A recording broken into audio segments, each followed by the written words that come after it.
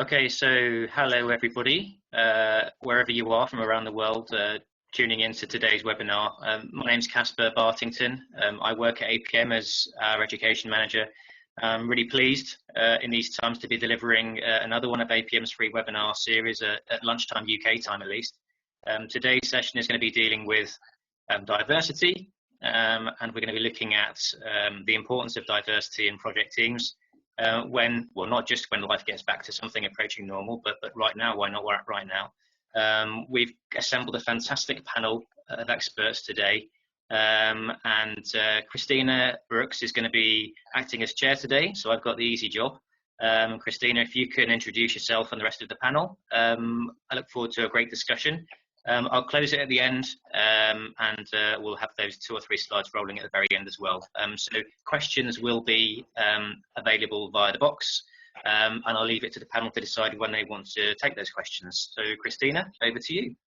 Fantastic. Thank you, Casper.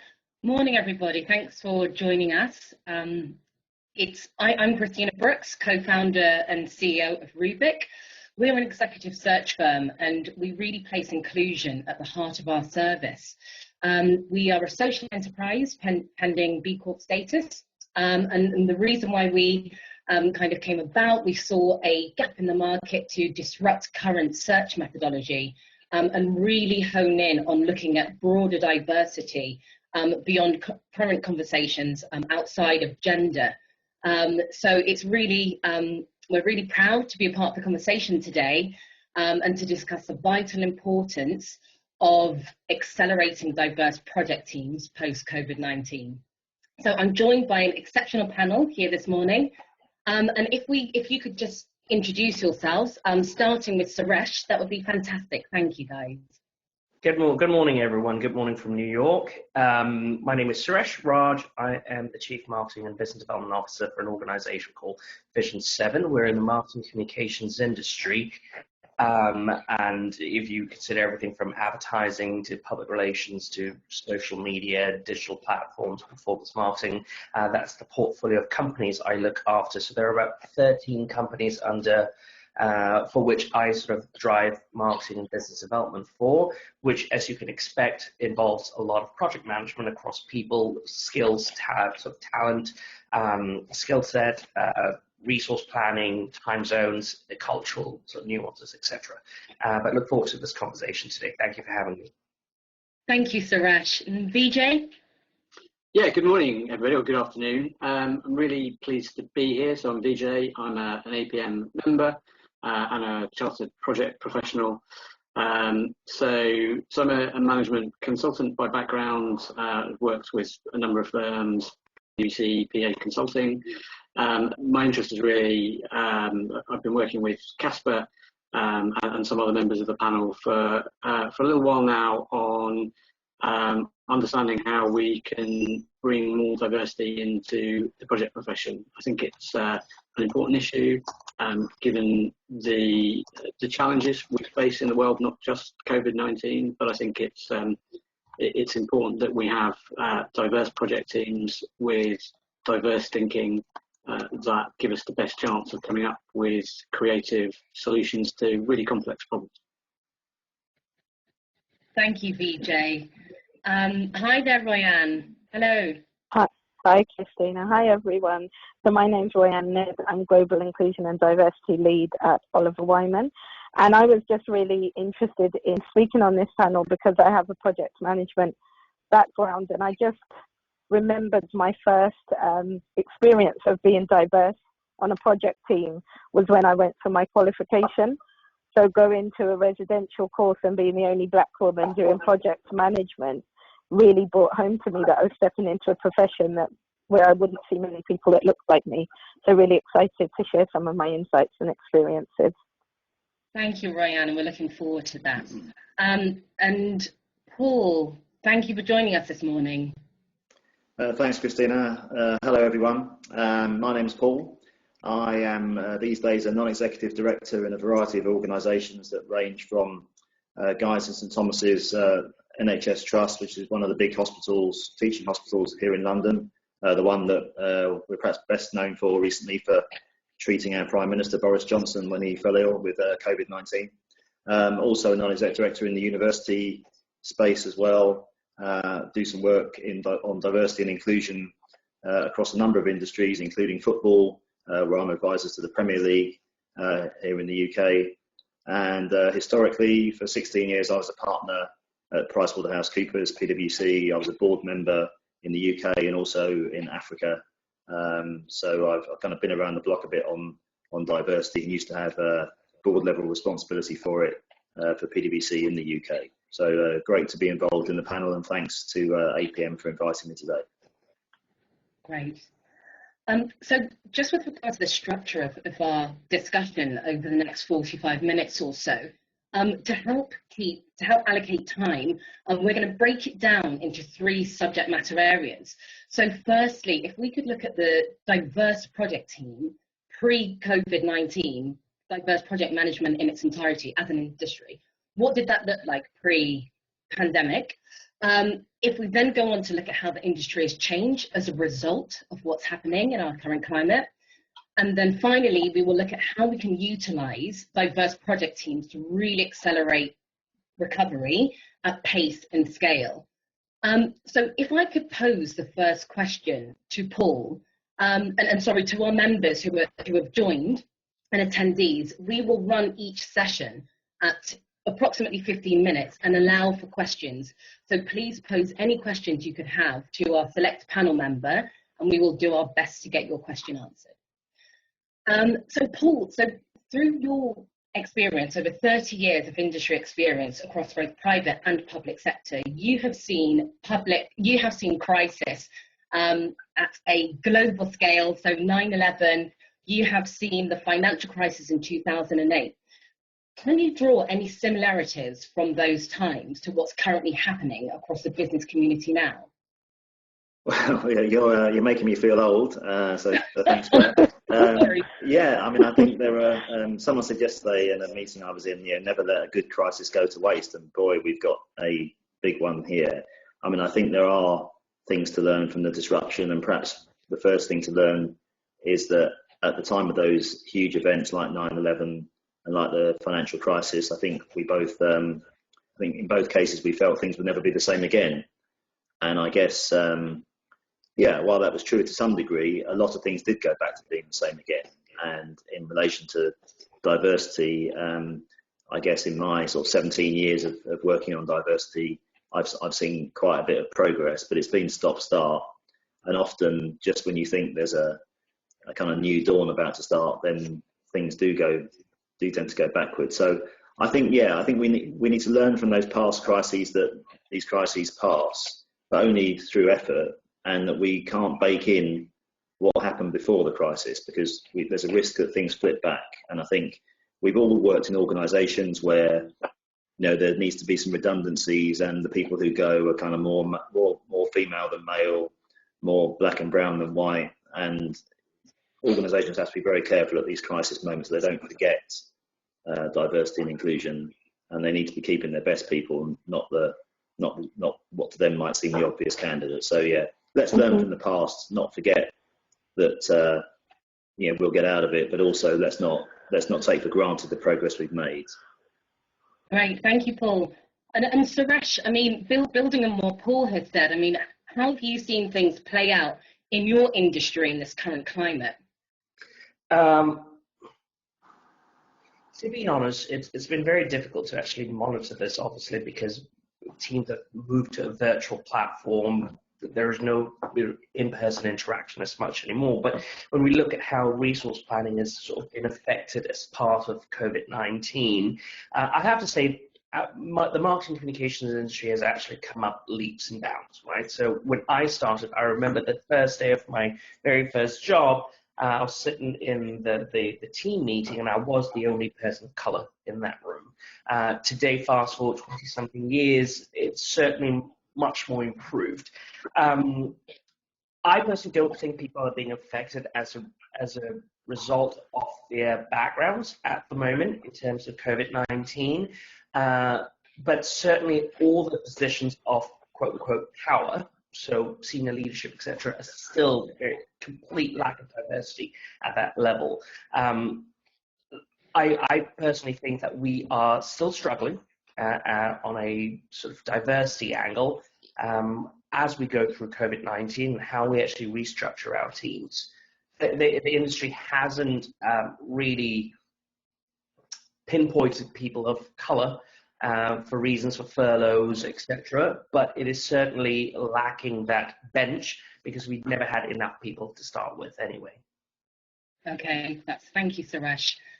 And Vijay, I suppose if you could set the scene a little bit. I know that you did a roadshow alongside APM last year, and you really kind of reached out to the BAME members and really kind of trying to understand how they found their experience. And so I just wonder if you could elaborate on that a little bit, sort of some of the feedback from our BAME APM members. Yeah, so I think I was present at one of the sessions last year. I think the others took place unfortunately in parts of the country I couldn't make it to. But certainly from the London session, the sense I got was that there is a huge enthusiasm for project management as a career. I mean, I classify it as a core or critical business skill. But I think, I sense some frustrations from many of the people in the room around sort of similar themes that you see in other professions, other industries. So, for example, around career advancement, around the absence of role models at senior levels, and I think an issue that I'd classify as almost a sort of reluctance to embrace different experience and different thinking by senior people in an organisation. And I think to create an environment where everybody feels like they are welcome and they can progress and have a successful career, your senior leaders need to buy into that. And certainly my sense was that in some organisations, not all, there wasn't a commitment to creating that kind of culture. So I think those are very similar themes to other industries, other professions. I think, if I think about some of the conversations that Paul and I've had in other contexts, one of the things that's critical is data. And I know the APM have begun to collect some data, which should be helpful in helping form a picture of where our BAME members or people who are not members but in the project management profession are in terms of career, how they feel about their potential for the future, etc. So I think once we've got that data, I'd hope that will give us a bit of a clearer picture of where we might need to do more. Absolutely, and where the opportunities might lie in the future. Thank you, Vijay. And Roianne, so it'd be really interesting to hear from you some of your experiences, particularly with your background as a project manager and working in government. I mean, how did that experience shape your career to date? Sure. So I think what's really interesting is the whole concept of intersectionality when we think about project management. So it's quite a male-dominated space already. And back in the days when I did project management and started my career, it still had what I would describe as quite a laddish culture. And I actually went into project management post-maternity leave. So imagine 6-month-old baby back to work and trying to navigate a laddish culture. And then also I'm a woman of colour, so that kind of double bind of how do I navigate where conversations are still happening in the pub. Things that maybe, we think we've moved on from actually haven't. And also I think the risk is because projects can be very sharp, intense. Focus means you have the longer working hours often on projects if it's part of a wider programme. And portfolio, there are knock-on effects that you just can't see coming. And so there's a real challenge for, I would say, women, but then when you add the cultural nuances as a woman of colour and the expectations and balancing kind of your role at home with suddenly being told, actually, you need to spend 2 more hours in the office and trying to navigate that with your family around childcare, it really causes some challenges that I think actually COVID could present opportunities for us to work around. Okay, Fantastic. Thank you, Roianne. Excellent. And so I'm just going to check in because I'm just conscious that we've just come to the end of our first section here. And it'd be really interesting to hear your views on the current landscape of the project management industry and sort of what the baseline has been from a diverse perspective. And I just wonder if we can move swiftly on into how we've seen the industry change during the global pandemic right now. So how has the coronavirus sort of opened up challenges and opportunities for the industry as a whole? So for instance, we've seen that somebody within our network who works for an oil and gas company, one of the top 3 globally, sat as an IT project manager within their function, very senior up. And at the start of the pandemic, they were told that there was absolutely no way that they could work from home. And that was simply because of the stakeholder management. You know, a lot of this work relies on the relationships that you're building. It has to be face to face and they had to be on site. So they were categorically told that it could not be done at home. So we've now seen the opportunity in this, and that these roles can be done remotely and they can be done from home. And this has been proven. And I'd just like to open that question up to the panel. What opportunities have you seen during COVID-19 going forward that will shape the project management industry? And I will pose that one to Vijay. Thanks. That's a very interesting question. I think so my sense is we're going to be in a different world of work post COVID-19. But I think there's also a big split, and we're starting to see that split emerge now. If you work in a job where you need to be customer facing, retail, for example, then those people have been working throughout the crisis. If I think about other similar jobs, cleaning, for example, childcare, all of those jobs are not jobs that can be done remotely. So I think we're going to end up with this two-tier system of those who effectively can't do their jobs remotely. I think project management to an extent sits a little bit in the middle.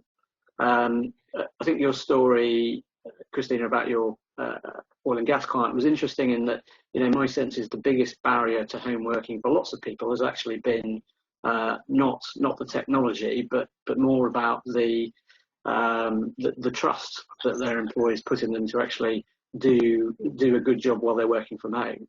And I think for lots of organisations, COVID has really busted that myth wide open. Necessity is the mother of all invention, as they say. So I think it's going to be much more commonplace to work from home. I think lots of companies will find that they quite like having less real estate to have to manage. It's an expensive business having flash offices in central London or in New York. Yeah. And being able to have people working from home is a great thing. And what does that mean for the world of projects? Well, I think if those on the call have been keeping up to speed with the Projecting the Future series, we're moving into a world that is going to be driven by projects and networks. People will come together to do stuff on a temporary basis, and then they may well go off to do other things. I think COVID-19 is going to accelerate that change to a project world, and I think it may well become commonplace for us to be working on several projects all at once. So I think I'd see this as an opportunity for project managers and project professionals. Fantastic, thank you, Vijay. And Paul, did you have any further thoughts on what challenges could present themselves for the industry right now? Yeah, opportunities. I agree with Vijay's analysis, and I think what's interesting about home working though is that we're still, I think, in the pretty much the early stages of the adaptation process, and to some degree, I think, I say this after many years of working in professional services, that you can go off and work at home quite easily when you've got an ongoing job going on. I think it's going to get more challenging when people have to start rotating onto new projects and when firms have to go out and win new work. There's bound to be a bit of dislocation, obviously, as people decide, shall I start my project now or wait for more of the crisis to pass? but I do think we're not over the whole kind of home working thing yet. I don't think we're going to just sort of snap into being able to work effectively long term. I think short term it's relatively easy. I've started to find it a bit tougher, to be honest. I think you can do the relationship stuff up to a point if you've already got a physical relationship with someone, in the sense of you're used to being in an office with them. But when you're meeting new people, it's harder to build relationships and build those networks. So I think there will be challenges with working from home going along, and people will work out the limitations of it. But we'll see. Yeah, I think Vijay's right. We'll be working more in a kind of project basis, a bit like my, I guess, portfolio role now as a non-exec, and that may well be the future. Yeah. Absolutely. So just to the panel, I've had a fantastic question come through, which I would just like to read out and pose to you all. So these questions come in from Maria Tong, and she has said, as well as gender and ethical background, how do we support diversity in terms of cross-pollinate best practices between industries? And there's a second part to this question. How can we make it easier to get people up the curve when they newly join the company, and increase EQ on staff to provide support to new joiners from other industries? And so that's a fantastic question. And Suresh, can I put that to you first? Yeah, I was just about to say, I'm so worried you're going to ask me. Could you repeat the question again? Yeah, sure. So as well as gender and ethical background, how do we support diversity in terms of cross-pollinate best practices between industries? I'll pose that question first. Okay. I'm going to use my own company right now as an example. As I mentioned before, we have everything from advertising agencies to a social media agency to a public relations agency, etc. So there is already a diverse portfolio of individual skills, right, as part of that process.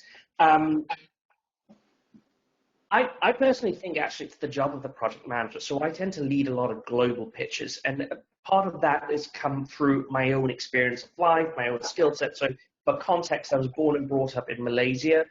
So I come with a massive Asian background, for about having lived in Asia for about 20-something years, and lived further 20-something years in the UK, and then now for the last 5 years living in New York. So I've had a good experience of actually living and working in Asia, living and working in Europe, and now living and working in North America. So if you think about the continental experience, that's been really helpful. That my own background has actually helped my own perception of thinking about when I put the teams together. And so we're currently working on a massive pitch for a client in China.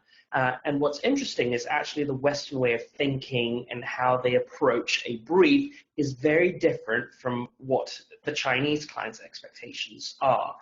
And that broadly, because Malaysia is a big country with lots of Chinese people, I've grown up in that culture as well. And so when I put the teams together, I tend to be the voice of reason, and that's the role I tend to play. So when we think about it, I have to add the cultural nuance to every decision we make, to the timelines we put together when we're pitching for a piece of business, even the way that the clients think. So speaking to a lot of the leaders we have in the West, so a lot of my leaders are in London, for example, I have to ground the team. I take up that responsibility, and that actually educates the team in that process. So as they get to future opportunities working with a global and diverse team, they themselves think about, so one of the key things I said, let's make sure we have one core team member at least from our Beijing office as part of the global team, so that at any point we have a cultural nuance to understand that, what exactly the client means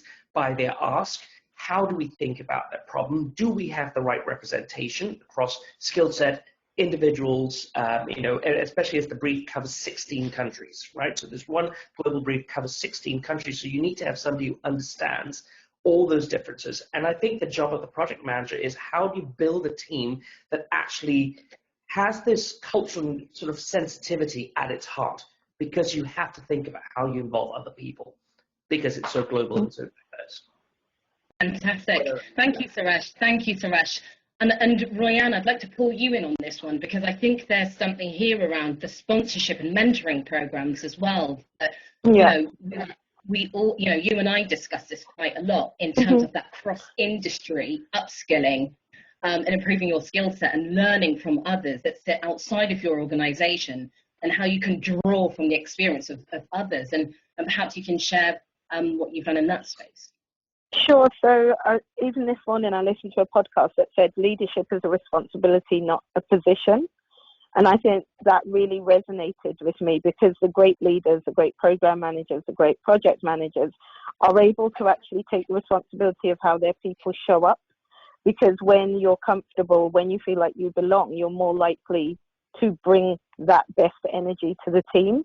And the way that leaders do this is to really sponsor people's careers. And I think this is so important right now for project managers during this time of crisis is, A, it can feel like the time to batten down, put your head down and just get on with things. And actually, I would implore all of you on the call to keep your networks up, because as Paul said, right now, when you're in the throes of a project, it can work well. But as you're going to new projects, it's those networks that you've kept up, that you've really kept conversations with, how you're using the senior people, because often you're just remembered for your last project. So you have to keep relevant. And sponsorship relationships are actually two ways. It's not just the leader's responsibility to put you forward and push you forward. It's your responsibility to really know what direction you want to go in and how best they can leverage their network, leverage their social capital to your gain. But they only do that when you're able to articulate what it is you need and where you want to go. Fantastic. Thank you, Roianne. Thank you. And Paul, I've had one final question come in for you here. Having touched on diversity in cultures and genders, do you think it's important to mix personality types, having opposites interact?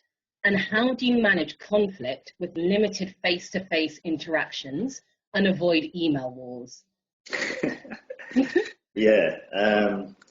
Personalities are critical, and I think actually that's really what all this is about in terms of diversity for me.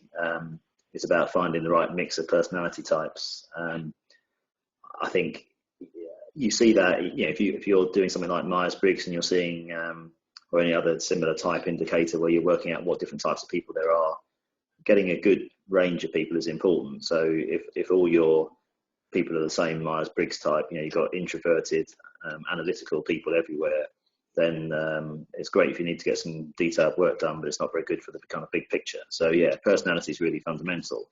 And I think a lot of what we talk about in terms of protected characteristics in diversity, whether it's ethnicity, gender, anything to do with religion, sexual orientation, they're all labels. They're essentially stereotypes, and all they come with stereotypes, and people like to be put in they like putting people in boxes, and actually people aren't really like that. They're all different, every single one of them, and often those external visible differences like skin color or gender are indicators of different experiences in life, different outlooks, but ultimately it entirely comes down to personalities, and you need people to be different in order to create a very good team and get innovation. Now, the downside of that is clearly that occasionally people with different views disagree with each other to the point of falling out. And all I can say is, in terms of the leader setting the tone, I would quote what a colleague of mine said yesterday, which is, in our organisation, it's great to disagree. It's not great to be disagreeable, and there's a big difference, So it's kind of how you disagree that's important, and the leader's role is often to set ground rules about how you express difference and disagreement. And going into some very difficult area like discussing race, for example, via an email is probably not recommended. But some people do it, and it's something you learn as you go through your career about how to raise things in an atmosphere that's going to be appropriate. And the leader's job is to coach people and kind of set some ground rules, in my view, to accommodate all those different personalities. Thank you, Paul. Thank you for that. Christina, could I add to that just an example from the past? Of course. So many years ago when I was in the UK, we were pitching for Jaguar Land Rover for a very interesting brief, and just exactly what Paul just talked about. There's a big difference between to disagree versus disagreeable. And we had asked the question of the client, and in my industry, the number one buying decision at all times is what they call chemistry. The client always comes back to, did I like the team? And this client actually said, at the end of the day, our team, being absolutely transparent, didn't have the best ideas. But when the client team was sitting down making the decision, they felt, who was the team that they'd be able to walk down to the pub and have a great pint with them and enjoy the evening, even if the situation was tense, right? So if there was something wrong, solve a problem, which team of all the agency teams that had they seen they would love to actually go down and have a pint with? And they realized actually it was our team. And simply because, and it comes back by bringing the right people together, right? The personality, understanding the chemistry, whether there's real connection. But then, and often when we are asked to respond to the brief is understanding all those cultural nuances in the brief. So who is the audience they're talking to? So if I'm going to be talking to a very diverse set of audience, I want a very diverse thinking in the room, and that builds a certain different chemistry in the room. And that was a great lesson. I never forgot that, because every time, ever since then, when I put a pitch team together, I always ask that first question is, would this team be able to have a drink with the client and still have a great day, even if the project goes wrong? And that was a very important buying decision. Thank you, Suresh. And that leads us nicely into another question here, which is really about culture, which is what you're speaking to. You know, how does it feel to work with that team? I've got a question here from Caroline Jackson, who's asked, if we're working remotely going forward, how do we learn and maintain the culture, diversity, and nuances? So how do we become a monoculture in the new landscape? And I will put that to the panel, and please raise a hand. And that's a big question. If you would like to go for that one. I'll go for that one first. They say bravery is close to stupidity, so let's take a punt now. So for me, we've been grappling with this. You know, how do you take the culture to a virtual space? How do you think about the people who maybe weren't that engaged with the culture in the first place? How do you even accelerate their engagement? And I think what's been really interesting talking to all different companies is that it's finally dawning on people that organizations don't have one single culture. And I think that's a myth that we tell ourselves, that there's one monolithic culture that seeps through the whole organization. And what we started to understand is teams have different cultures and different ways of being. And actually what increases engagement is enabling teams to really kind of double down on their culture to keep everyone kind of part of that conversation, rather than replacing really great team dynamics with a kind of overarching, now we're all going to behave in this way because we've got a crisis. Is actually, how do you blend and empower your leaders to take your culture, take your values, understand them, and then translate them to your teams, which is how you're actually retaining their engagement with them. Thank you, Roianne. Thank you. Was there anything else on any of the other panel members here on that last point? Vijay, please. Yes, so I think culture is to a large extent built up by behaviours. So building on what Roianne was saying, it's about having those role models in the business who will set out what are the acceptable ways of behaving in the organisation. And I think, picking up on what Paul said, we're in a new world. We haven't yet defined what the parameters of this new world are.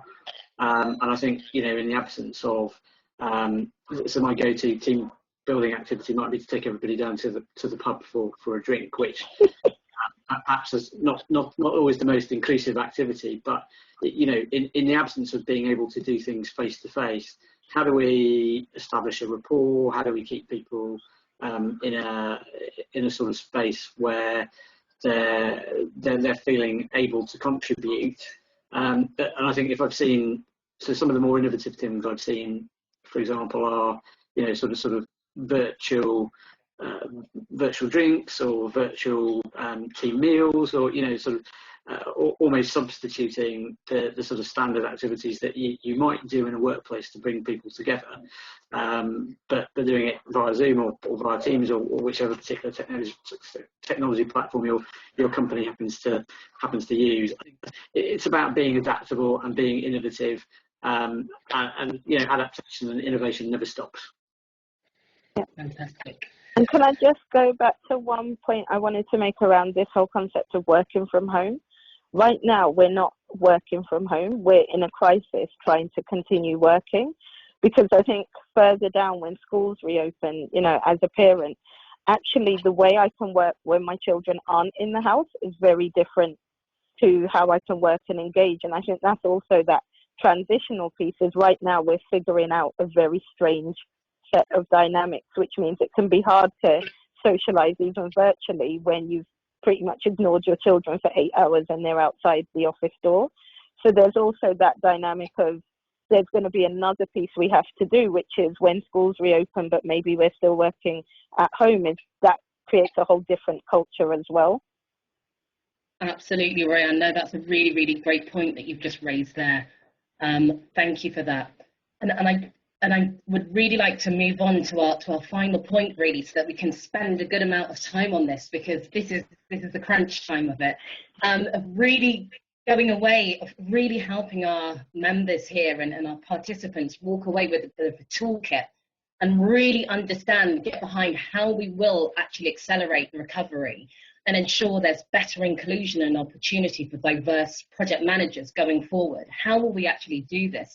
And I wonder, Paul, if you can set the tone by really kind of driving home the point around why diverse project teams will help you innovate faster. Why is diversity important? Well, I think clearly if we go to the other extreme and we all think the same, so go back to I guess what you might call the cognitive diversity question that someone raised just now.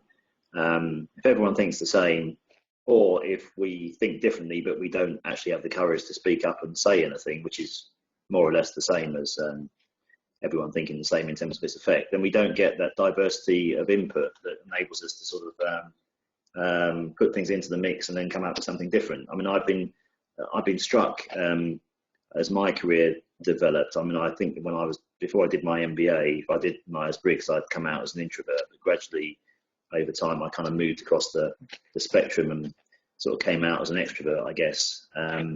And what that really means is that I started to get my energy from talking to other people. And I realized that it was really, really difficult as an individual, even if you think you're good, to come up with the answers yourself.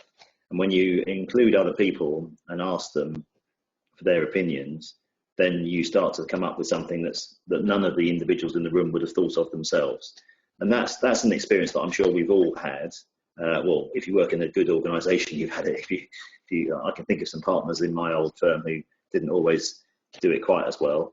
But essentially, we've all been there and seen what it's like to be included, to be listened to. Everyone feels more engaged. You build on what other people have said, and you come up with something positive at the end. Now, how you get to that is finding people with different personality types, different experiences, and as Suresh has said, you mix them all together and you think about it and you encourage them to contribute. And if they don't contribute, you ask them to. And a lot of that comes back down to some fairly fundamental things about, trust and respect for each other, the leader especially being like that, and facilitating the opportunity for a group of people to be more than the sum of their parts. And if you do that, you get innovation, you do things differently. If you just have one person shouting and controlling everything, you don't make much progress. Fantastic. Thank you, Paul. Thank you. And Vijay, if I can pose a question to you, where would you predict opportunities would come from in the future for our diverse project managers out there that are listening today? Yeah, so I think if there's a theme around reset, albeit it's maybe a little too early to see what the extent of the reset is, then if I think about some of the things that may have constrained diverse voices in organisations before, so for example the way business is done, and so my example of going down the pub is a great example of that. If you're an observant Muslim, for example, you probably won't want to go down to the pub. If you have childcare responsibilities, you may not have time to go down the pub. So those old ways of doing things, which were quite exclusive, we have a window of time in which they are not there. So we have a window of opportunity to do things in different ways. So, if I were to give 3 pieces of advice to people, it's that there's a window to be more visible and to be visible in different ways. That there's a window of opportunity to perhaps reach out and extend your network, because the opportunities to meet different people, where you may have been constrained in the past, you can perhaps now reach those people more easily. And I think the third thing would be is there's also a window of opportunity to add different value to the organisation or the business you work in. Every organisation, every business is going to be looking for innovative ideas. It won't just be about saving money, it'll be about lots of other things. So if you've got great ideas, then I think now is the opportunity to be, putting them out there and making sure that people hear them, and that will have a personal benefit for you as an individual. Great, thank you, Vijay.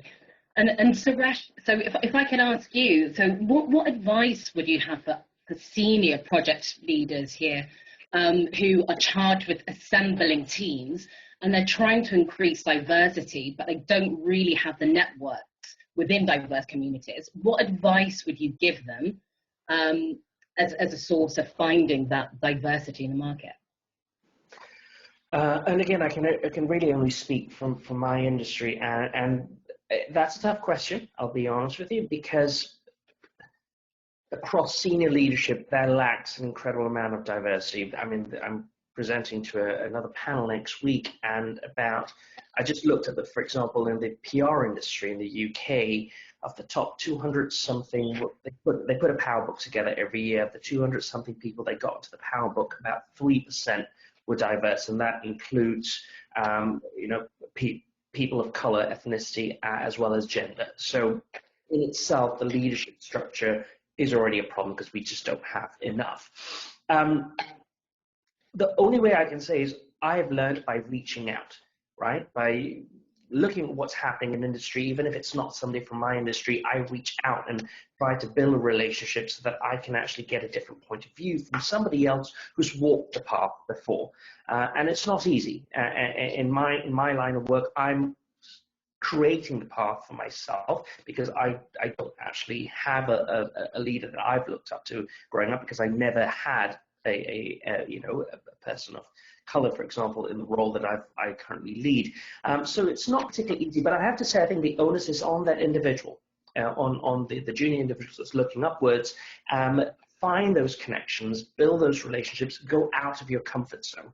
And that is slightly taking ourselves. So even right now in my career, at my level, at my senior level, I am still sort of crafting those paths, building relations with people I've never sort of met before, just by being visible, by being present in industry, by reading, by understanding what's happening. And I think also allowing yourself to be vulnerable enough to see where you can actually add value and add, by being visible. So turning up to opportunities. Well, there's one key thing I'm actually speaking to a lot of my team members right now, because everything's moved virtually. A lot of people feel like they can completely keep away from the limelight. And the most important thing to do right now is be even more visible.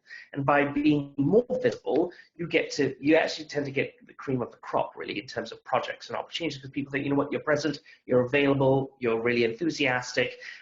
Those are the sort of, and you don't need to have any sort of diverse qualities for that. It's about the person, right? It is innate. You have to be interested, you have to be present, you have to be, engaging, hungry for opportunities, and people want people like that. And that's one thing I really encourage, particularly teams of diverse backgrounds, because the opportunities are fewer. So right now in the virtual world, it's your time to step up.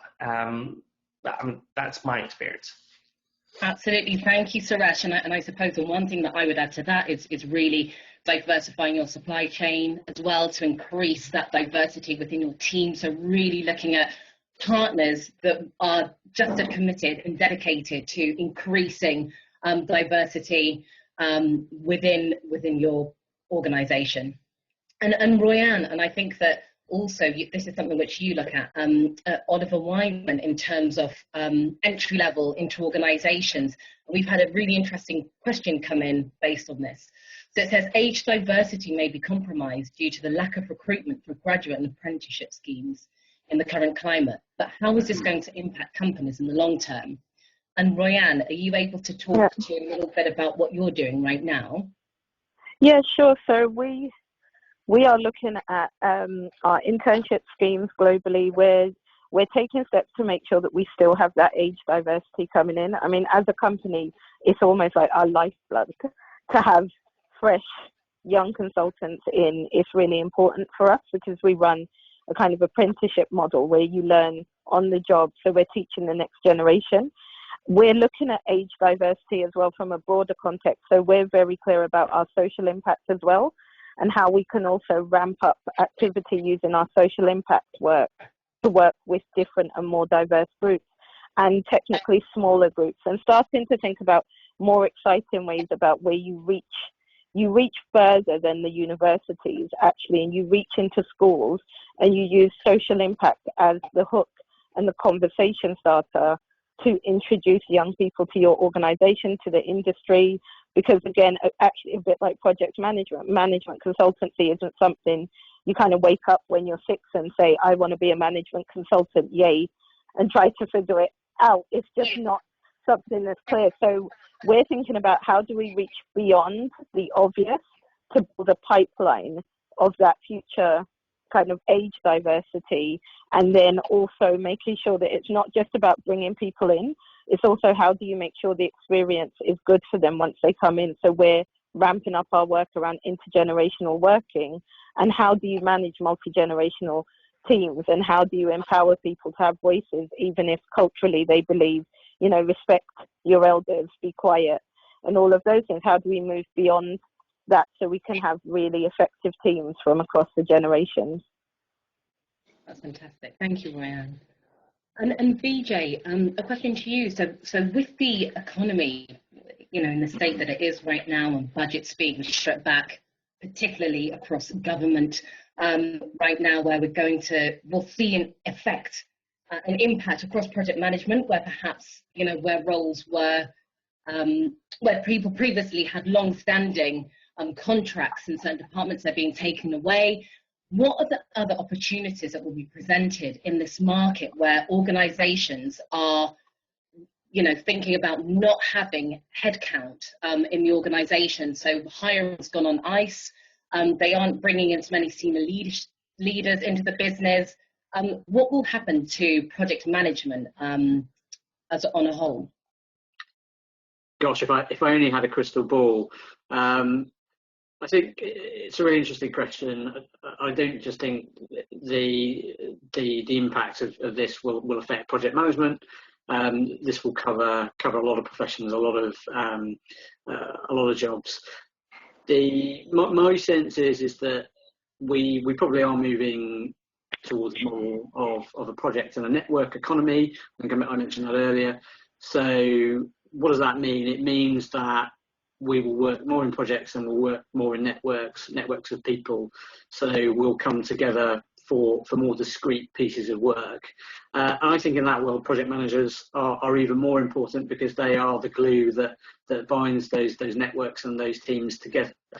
Will it mean that there are fewer people on payroll, in inverted commas? Quite possibly.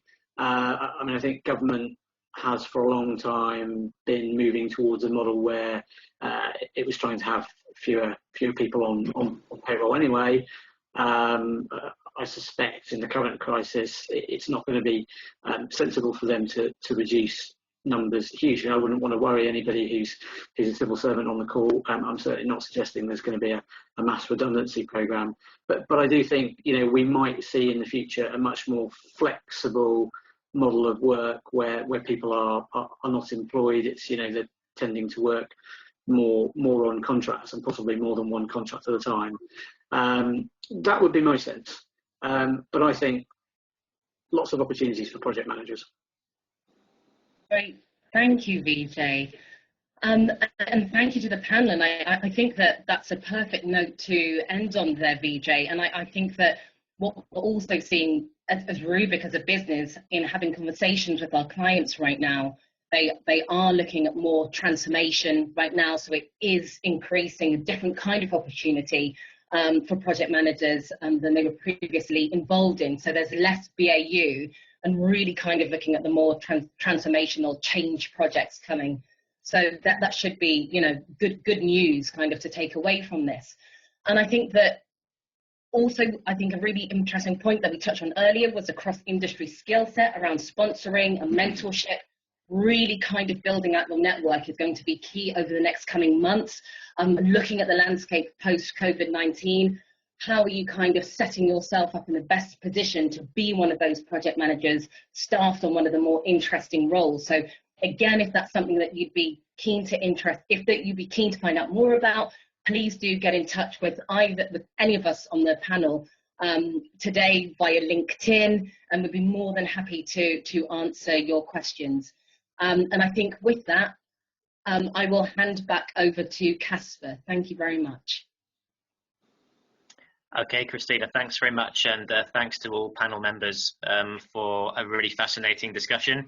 I think we managed to get through most of the questions, but of course, if you do have other questions that come to you post-webinar, you can perhaps plug them into the APM LinkedIn group or reach out to the individual that you want to ask the question to. There are a couple of other things that I'd like to just draw your attention to, other than thanking the panel again, and that is this webinar is part of a series of webinars that APM is running right now. So, you know, APM normally does lots of live events, but given where we are, we've got hello, Suresh's dog there, I think, a whole panel of virtual webinars taking place at lunchtime UK time at least. So I think we have another slide that shows other webinars taking place, Rob, over the coming week or two. There we go. So this gives you a flavour of the kind of things that we do if you're not familiar with APM webinars. So sometimes we look at very technical issues, sometimes we look at those wider issues and perhaps skills related issues. They're all free to sign up for, of course, and they do count towards CPD if you are an APM member. So do take a look at those. If you go to the URL at the bottom of the page, you'll find out all the information and all the bios, and we're regularly updating this, so each week do check back and you'll find out something else, hopefully, that will be of interest to you. The final point I'd like to say is on the final slide, which is if you're not familiar with APM and this is your first experience of engaging with us, we are a chartered body, a professional body. There are lots of ways you can get involved with us. Lots of them are free, and if you're a university student, for example, you can become a student member for free. We've just launched a hub for all of our members, which is a great way to engage and network with people, whether you're local or a bit more Suresh in your geography. We can bring those project communities together and have those really rich conversations whenever you like, rather than coming to one place at one time. So yes, all I want to do now is just say, give my thanks once again to Christina, fantastic chairing today. Thank you for doing that and picking up all the questions. And to Suresh, Vijay, I know you've done some great work in setting this up. Thanks very much. Roianne, thanks for battling the initial technical difficulties. And Paul, thank you as ever for giving some really valuable insight based on your amazing experiences so far. So no more questions, I think. If there are any more, then feel free to pop them in the questions box or take them to LinkedIn. But for now, thank you and good afternoon.